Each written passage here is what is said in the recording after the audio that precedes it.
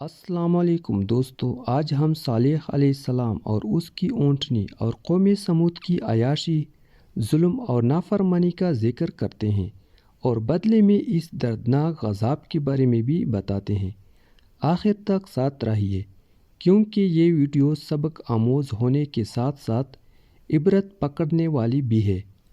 قوم کے سرداروں نے اونٹنی کے قتل کا ایک ناپاک منصوبہ 2 حسین و جمیل عورتوں کے سپرد کر دیا۔ ان عورتوں نے شراب و شباب کے رس یا 2 اوباش نوجوانوں مسرہ اور قدار کو اپنی بیٹیوں سے شادی کا لالچ دے کر اس جرم پر آمادہ کیا۔ مزید 7 بد کردار نوجوان بھی اس سازش میں شامل ہو گئے۔ قرآن کریم میں اس واقعے کی طرف اشارہ موجود ہے۔ شہر حجر کی رنگین، مدہوش اور پرتعیش رات کا ایک پہر بیت چکا تھا۔ عیش و عشرت کے میکدے، رقص و سروس کی محفلیں، شراب و کباب کی محفلیں لذتیں اپنے عروج پر تھی۔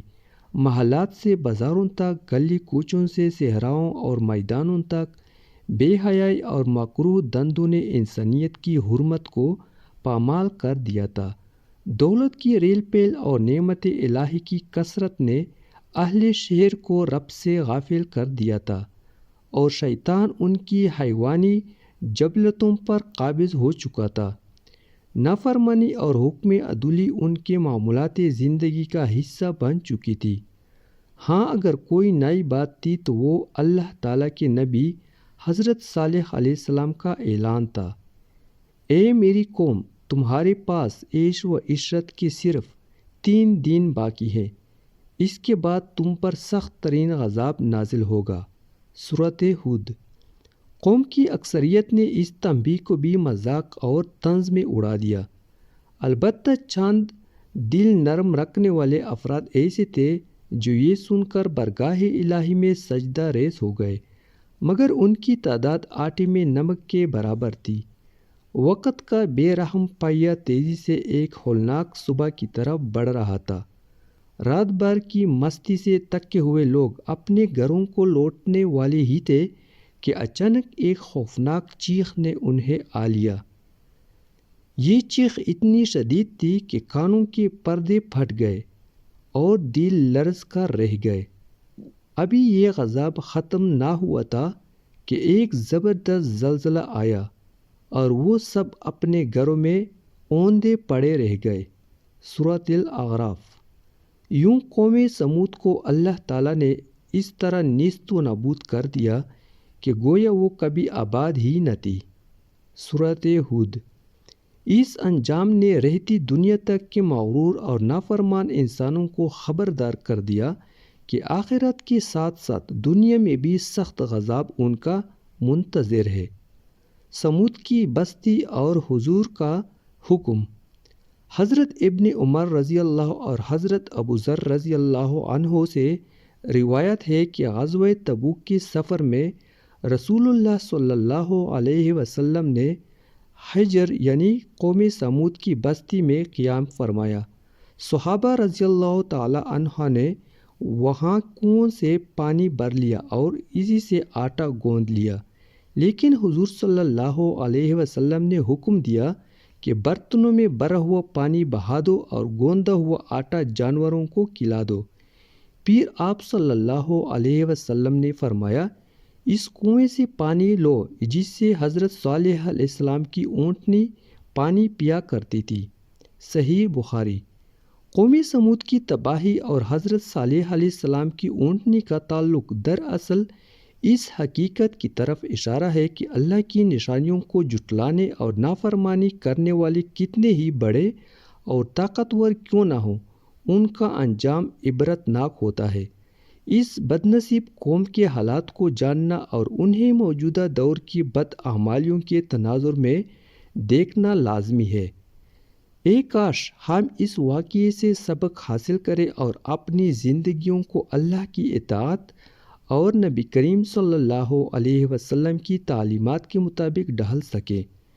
بے شمار نعمتوں سے مالا مال سرزمین، یہ وہ سرزمین تھی جو اللہ تعالیٰ کی ان گنت نعمتوں سے مزین تھی۔ سرسبز و شاداب مرغزار، لہلہاتے کھیت کھلیان، پلوں اور پھولوں سے لدے باغات اور حسین و جمیل مناظر جو کسی جنت نظیر سے کام نہ تھے۔ اس خطے کے باسی نہ صرف مضبوط اور طویل القامت جسم رکھنے والے تھے، بلکہ اپنی قوت و طاقت کے باعث دنیا میں منفرد مقام کے حامل تھے۔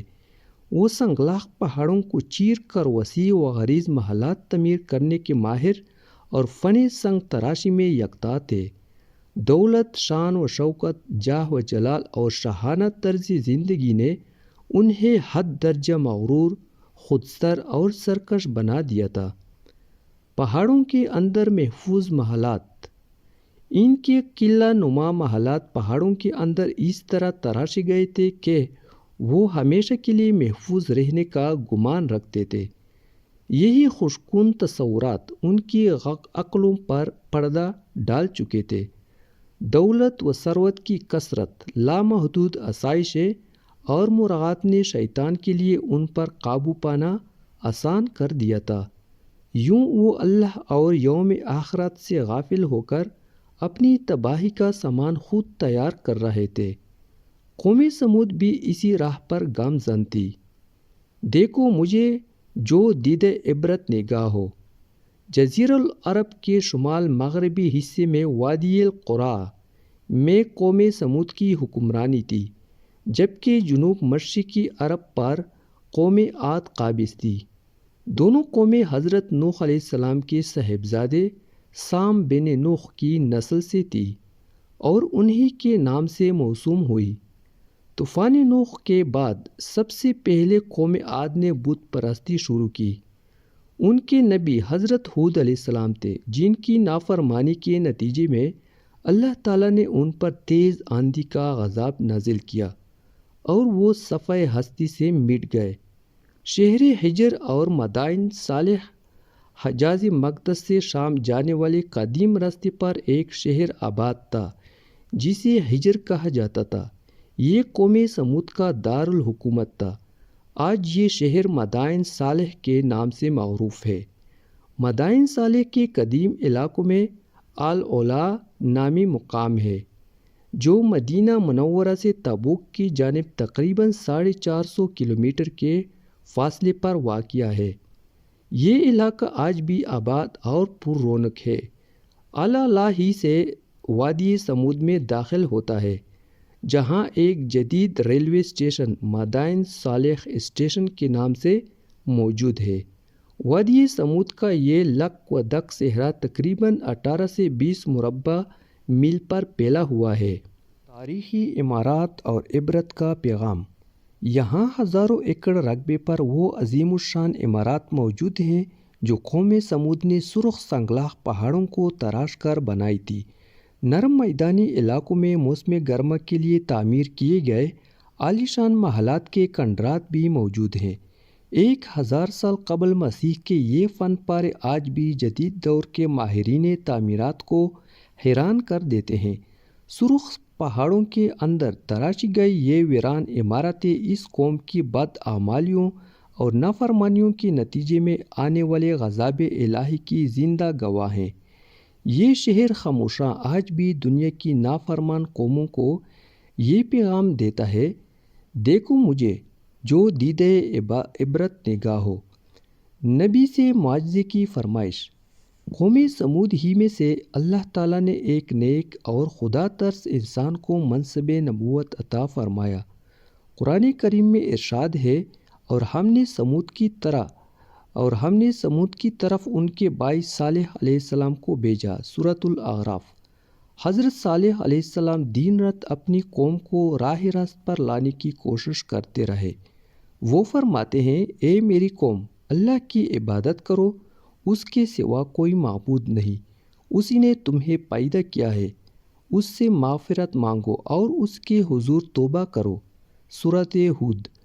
لیکن قوم نے جواب دیا، اے صالح، تم ہمیں ان چیزوں سے روکتے ہو جنہیں ہمارے بزرگ پوجتے آئے ہیں، اور جس بات کی طرف تم بلاتے ہو اس میں ہمیں سخت شک ہے۔ سورۃ ہود۔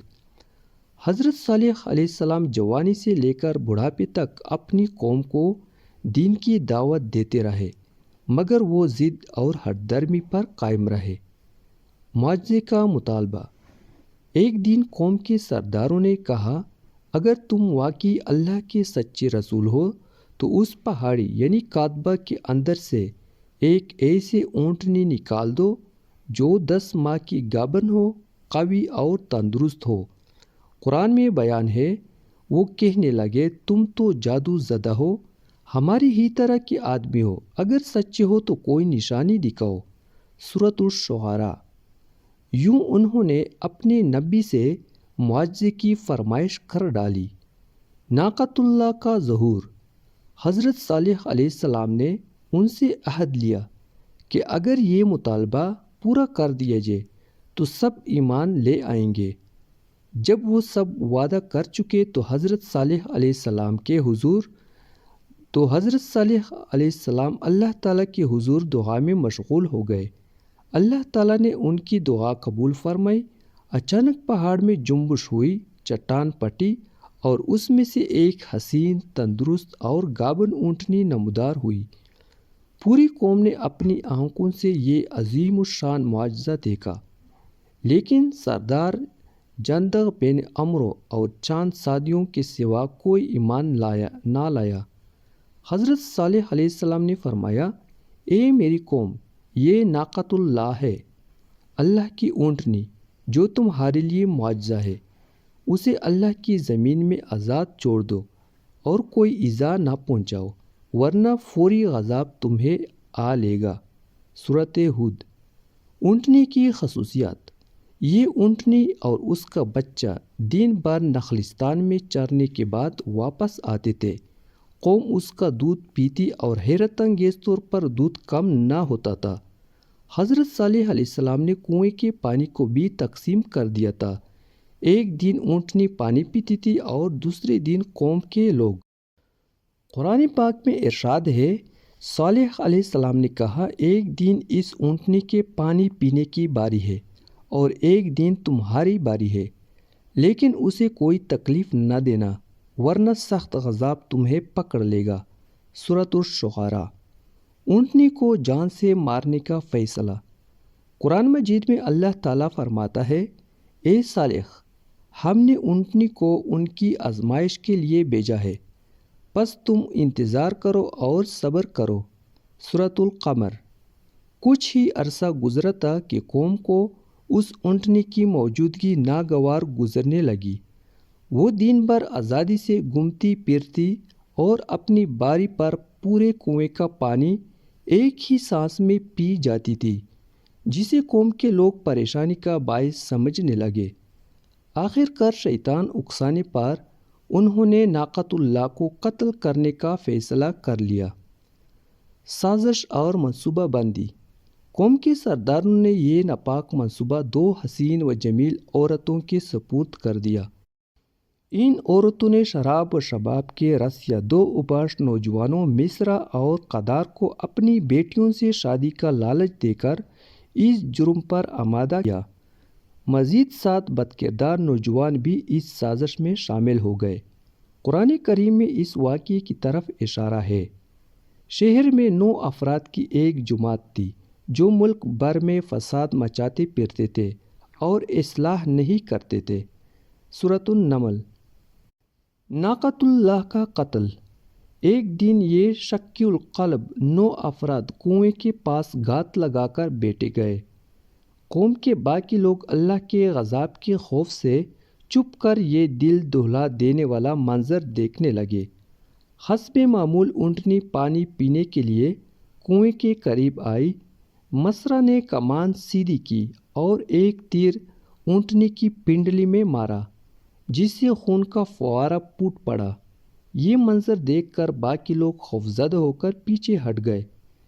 اسی وقت وہ دونوں عورتیں مردوں کو تن و تشنہ کرنے لگیں۔ اس پر قدار بن سالف آگے بڑھا اور تلوار کے بھرپور وار سے اونٹنی کی کونچیں کاٹ ڈالی۔ شدید زخمی اونٹنی زمین پر گر پڑی۔ گرتے ہوئے اس نے ایک زوردار چیخ ماری۔ تاکہ اس کا بچہ جہاں کہیں بھی ہو خبردار ہو کر ظالموں کے چنگل سے بچ نکلے۔ پیر قدار نے بے رحمی سے اونٹنی کے سینے پر نیزہ مارا اور اسے ذبح کر ڈالا۔ بچہ کا فرار۔ اونٹنی کا بچہ یہ منظر دیکھ کر خوف زدہ ہو گیا۔ وہ دوڑتا ہوا ایک بلند پہاڑ پر چڑھا اور چیخیں مارتا ہوا نظروں سے اوجھل ہو گیا۔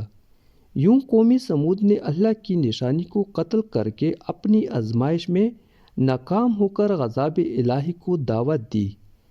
حضرت صالح علیہ السلام کے قتل کی سازش۔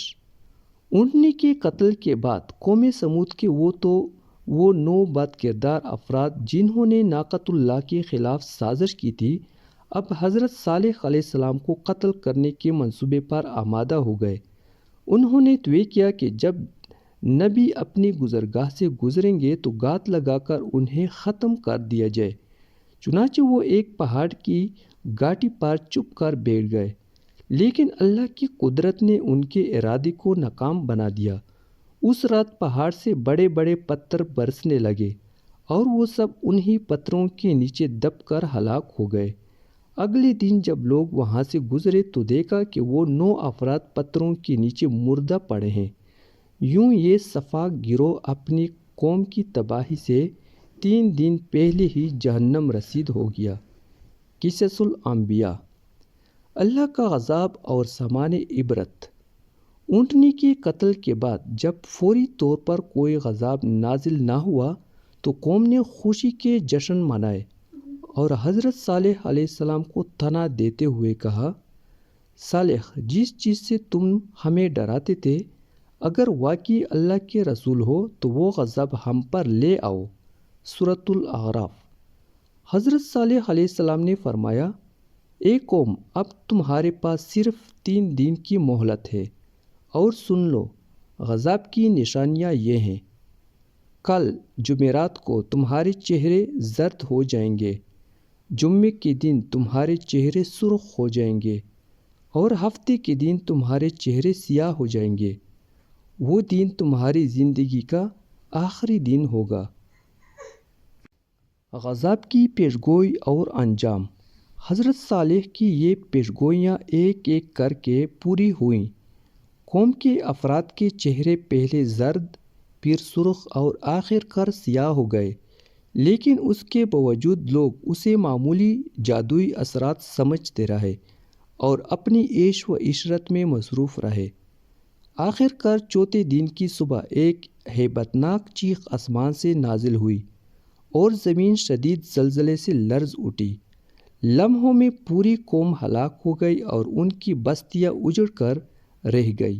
یوں اللہ تعالیٰ نے قوم سمود کو ہمیشہ کے لیے عبرت کا نشان بنا دیا تاکہ آنے والی نسلیں اس انجام کو دیکھ کر سبق حاصل کرے۔ معارف القرآن۔ ویڈیو دیکھنے کا بہت بہت شکریہ۔